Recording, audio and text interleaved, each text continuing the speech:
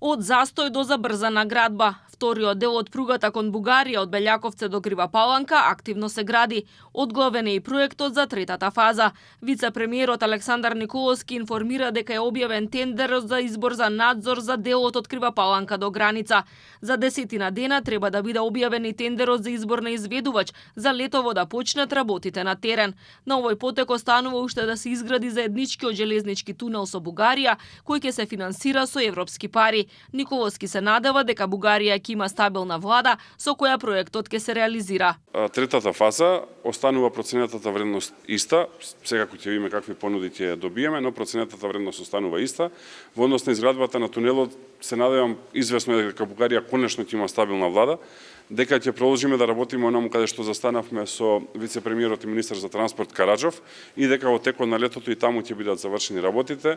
Рокот за завршување останува исти 2031-2032 година да целосно од наша страна се завршат работите. Бугарија ветува дека со исто темпо ќе заврши од нивна страна.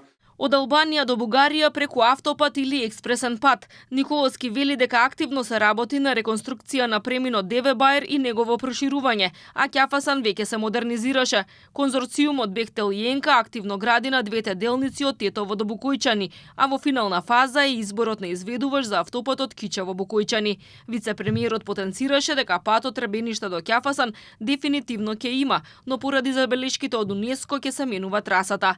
На исток следна делница за изградба е она од Куманово до Страцин.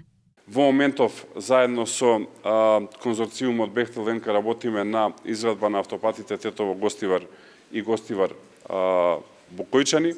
Исто така работиме на завршување на автопатот Охрид-Кичево, а во моментов сме во финална фаза на избор на изведувач за автопатот Кичево-Букојчани, уште една делница од коридорот 8, а заедно со Европската Унија ќе работиме во рамки на планот на раст за изградба на експресен пат помеѓу Куманово и Страцин, кој што се надевам дека веќе следната година можеме да опочнеме. Еден од главните поддржувачи на инфраструктурните проекти е Европската Унија, која вложува дури 1,2 милиарди евра во патниот и железничкиот дел од коридорот 8.